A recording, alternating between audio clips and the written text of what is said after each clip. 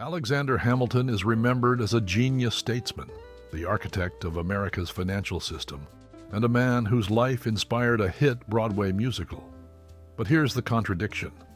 While history books celebrate his public triumphs, they rarely mention his private legacy, the 8 children he left behind, each with their own story of brilliance, heartbreak, scandal, or adventure.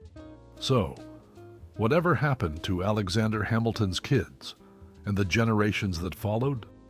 Alexander Hamilton was a man of contradictions.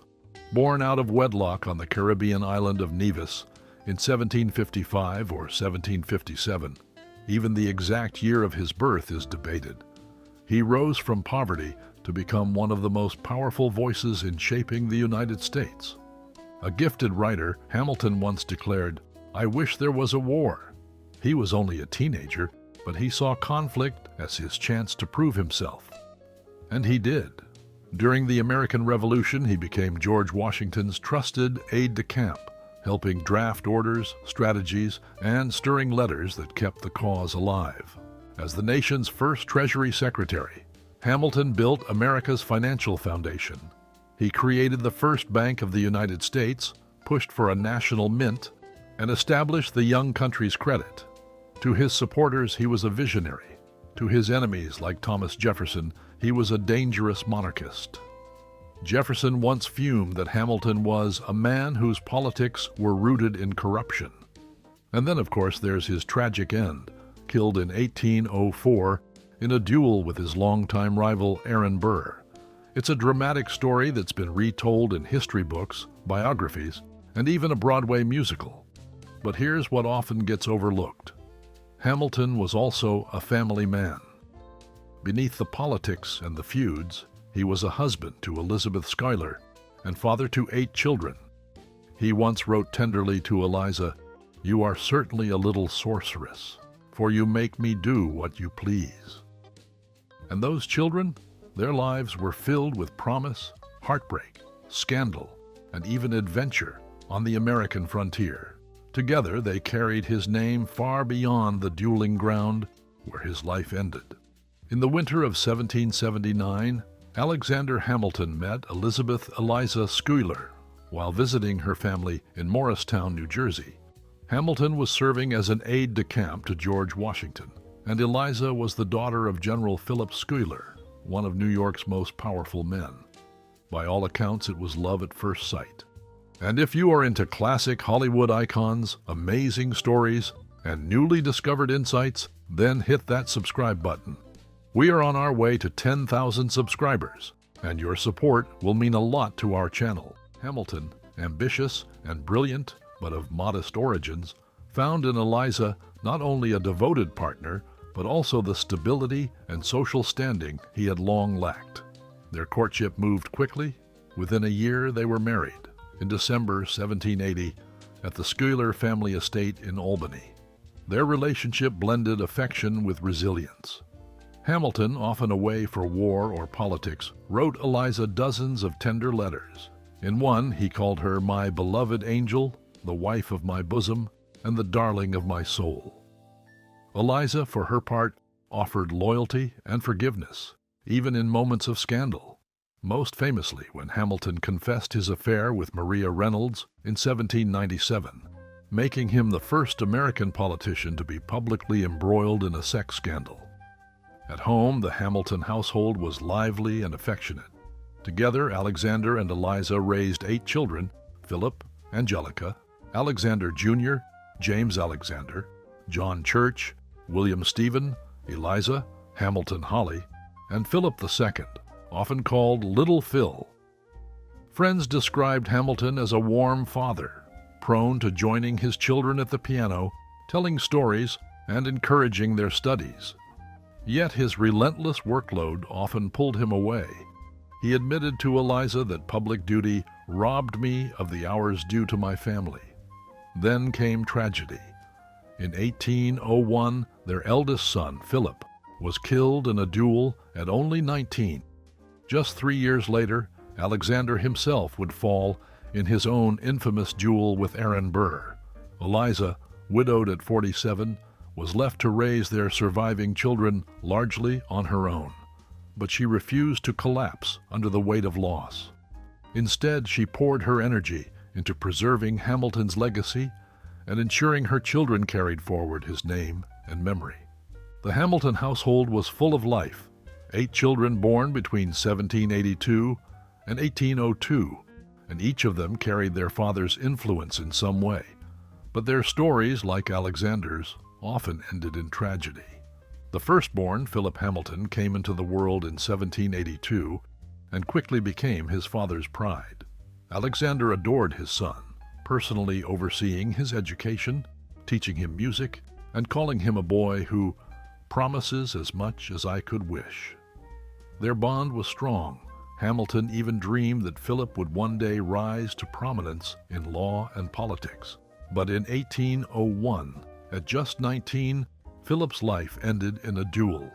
Following his father's advice to fire into the air instead of at his opponent, he was fatally shot. His death devastated the family and haunted Alexander, who would die himself in a duel only 3 years later. Born in 1784, Angelica Hamilton was named after Eliza's brilliant sister. She was her father's little darling, often described as cheerful and gentle. But when Philip was killed, Angelica suffered a complete mental breakdown. Barely 17 at the time, she never recovered and spent the rest of her long life in her family's care, reliving old songs and memories. She lived until 1857, dying at the age of 73, still fragile and dependent on those around her. The third child, Alexander Hamilton Jr., born in 1786, shared his father's discipline and seriousness. Hamilton admired his son's mind and character, though his career never reached the heights his father imagined. After Alexander's death, young Hamilton Jr. served as an officer in the War of 1812, became a lawyer, and lived for a time in Europe. He returned to New York later in life and lived to the age of 89, dying in 1875, one of the longest-lived of Hamilton's children. James Alexander Hamilton, born in 1788, had a deep respect for his father, recalling lessons where Alexander taught him to think for myself. After his father's death, James followed a legal career, but in politics he took a different path. While his father was the great Federalist, James became a Democrat, and even served briefly as acting Secretary of State under Andrew Jackson, the president who despised Hamilton's financial system. James lived a long life, dying in 1878 at the age of 90. John Church Hamilton, born in 1792, was only 12 when his father died, but he carried that loss with him for decades. He became the family historian, collecting his father's letters and publishing multi-volume works that preserved Hamilton's place in history. Without John's devotion, much of Alexander Hamilton's story might have been forgotten. John lived an extraordinary 90 years, passing away in 1882. William Stephen Hamilton, born in 1797, was remembered as the adventurous son. His father encouraged his curiosity, but William was still a boy when Alexander died. As an adult, he left New York for the western frontier, serving in the Black Hawk War in Illinois. Later, he joined the California Gold Rush, chasing fortune. But his adventurous spirit ended in hardship. He died in 1850 at just 53 years old, buried far from the family's home in a rough mining town. Eliza Hamilton Holly, born in 1799, was the only daughter to marry. Her father doted on her, carrying her on his shoulders and calling her his little Betsy. After his death, she remained close to her mother and supported Eliza's charitable work, especially the orphanage. Eliza lived a quieter life than her brothers and died in 1859 at the age of 59. The youngest child, Philip Hamilton II, or Little Phil, was born in 1802, just a year after the death of his older brother Philip. His very name was chosen to honor the sibling lost too soon. Alexander doted on his baby son, but he would only live to see him reach 2 years old before his own death in 1804. Little Phil grew up to become a lawyer and U.S. Attorney for Washington, D.C. He lived well into the late 19th century, dying in 1884 at the age of 82. From the brilliant promise of young Philip to the quiet resilience of Eliza Holly, the Hamilton children lived lives of triumph and tragedy. Some rose to prominence in politics, law, or history. Others fell into grief or restless adventure. But each carried the mark of their father, a man they knew not as a founding father, but simply as Papa. By the late 1790s, Alexander Hamilton had risen higher than anyone might have imagined for a poor orphan from the Caribbean. He had served as Washington's Treasury Secretary, established the nation's financial system, and built the foundation of America's modern economy. But those triumphs came at a price. His relentless ambition made him enemies, and his political battles grew more vicious as the young republic struggled to define itself. At home, his life was equally complex. Hamilton adored his wife Eliza and their children, but he was also consumed by work. Friends noted that even at family gatherings he would often have papers and drafts scattered around him. In 1797, his personal world was shaken by what became America's first major political sex scandal, the Reynolds Affair. To protect himself against accusations of corruption, Hamilton publicly confessed to an affair with Maria Reynolds. The admission humiliated his wife and shocked the nation, but Eliza stood by him, raising their children and continuing to act as the steady heart of the family. Then tragedy struck again. In 1801, their eldest son Philip was killed in a duel at just 19 years old. For Hamilton, the loss was devastating. He was often seen praying with Eliza or sitting silently in his study, mourning his son. The duel foreshadowed his own fate, but Hamilton could not escape the culture of honor that dominated his world. In July 1804, Hamilton agreed to a duel with his longtime rival Aaron Burr. The two men had clashed for years, politically and personally, and Burr believed Hamilton had sabotaged his chances of becoming governor of New York. They met on the dueling grounds of Weehawken, New Jersey, the very same place where Philip had died. Hamilton fired first, aiming wide, perhaps intending to waste his shot, as he had advised his son. Burr's bullet struck Hamilton in the abdomen, shattering his ribs and spine. He was carried across the Hudson to New York, where Eliza rushed to his side. Surrounded by his wife, their children and friends, Hamilton died the next day, on July 12, 1804. He was only in his late 40s. For Eliza, the loss was almost unimaginable. She was just 47 years old, suddenly a widow with 7 children still at home and one barely a toddler. Yet instead of retreating, she became the family's anchor. She lived another 50 years, outliving all but 2 of her children, and dedicated herself to preserving Alexander's legacy, while also building one of her own. When Alexander Hamilton died in 1804, Eliza was only 47 years old. Overnight, she became a widow with 7 children still at home and one just a toddler. The loss was crushing. She had already buried her eldest son, Philip, and now she faced the world without her husband. But rather than retreat into grief, Eliza chose resilience. For the next 50 years, she devoted herself to preserving Alexander's legacy and creating one of her own. She worked tirelessly to defend his reputation, making sure his writings were collected and published. Much of what we know about Hamilton today survives because of her determination. At the same time, Eliza poured her energy into charity. She co-founded the first private orphanage in New York City, the Orphan Asylum Society, and served as its director for decades. She raised funds, managed operations, and personally cared for children who, like her husband, had been left without parents. Her work gave thousands of orphans a chance at a better life. Eliza also became a living symbol of her husband's legacy. Visitors to Washington, D.C. and New York often sought her out, hoping to hear stories about the founding father from the woman who knew him best. Friends described her as sharp, warm, and steadfast, even into her old age. She lived to be 97 years old. outliving almost all of her contemporaries. When she died in 1854, she had not only safeguarded Hamilton's memory, but also created a legacy of compassion and service that stood on its own. As one historian put it, without Eliza, there might be no Hamilton story at all. Eliza's determination meant that Alexander's story didn't end on the dueling ground at Weehawken. The Hamilton children grew into adults, and their children, the grandchildren of Alexander and Eliza, carried the family into a new century. One of the most prominent was General Schuyler Hamilton, born in 1822, the grandson of Alexander through his son James.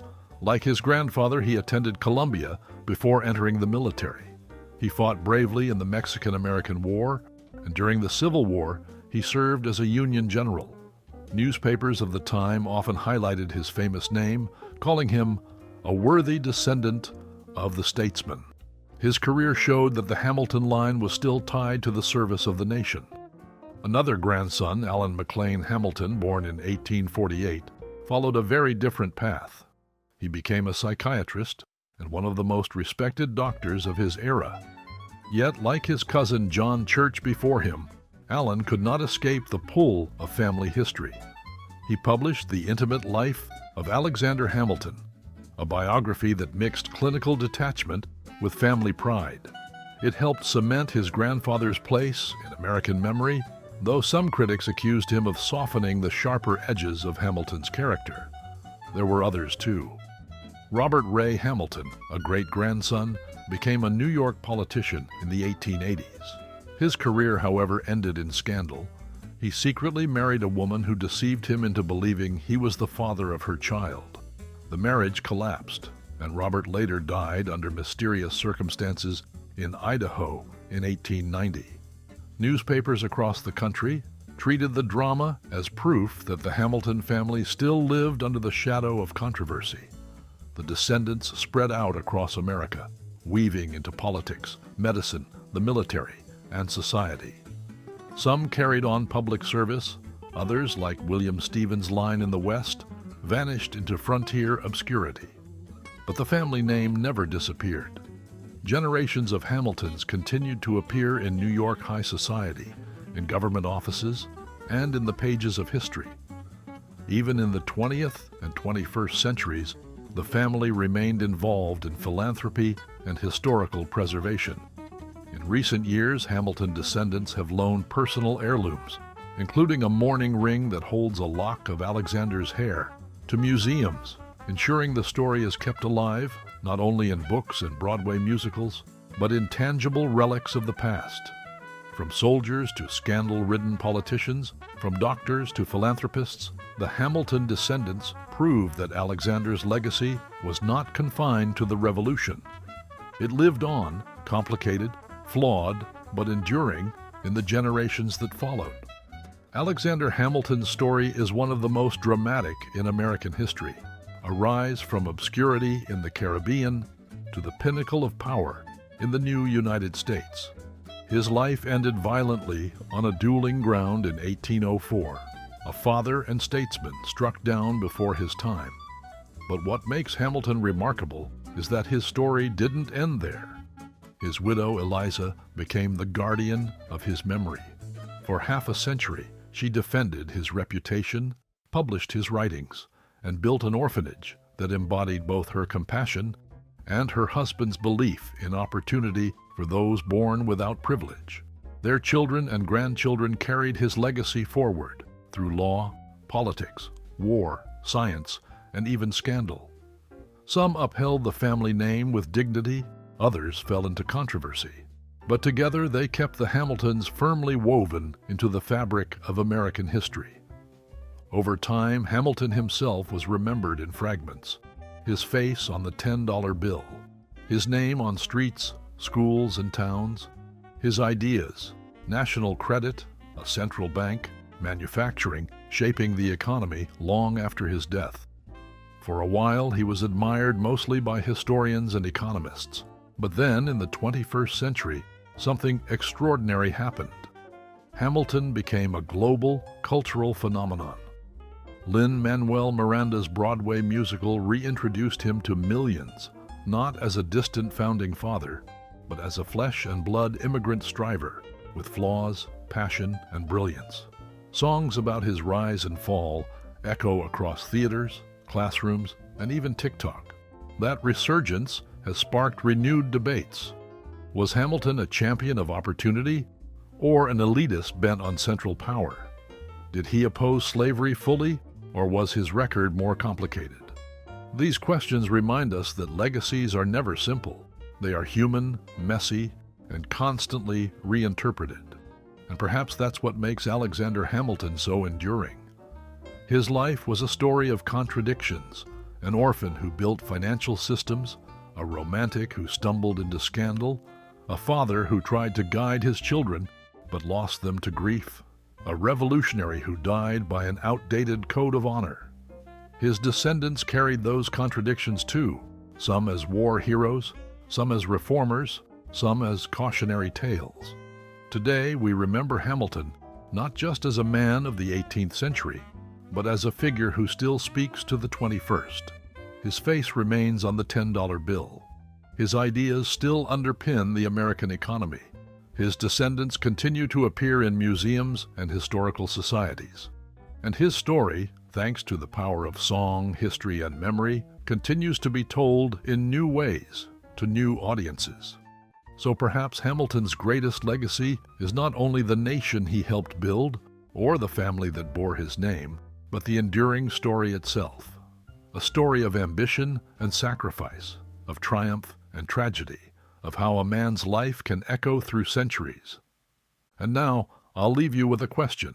What do you think is Alexander Hamilton's true legacy?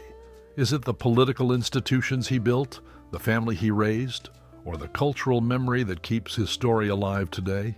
If you enjoyed this journey through history, make sure to like, comment, and subscribe.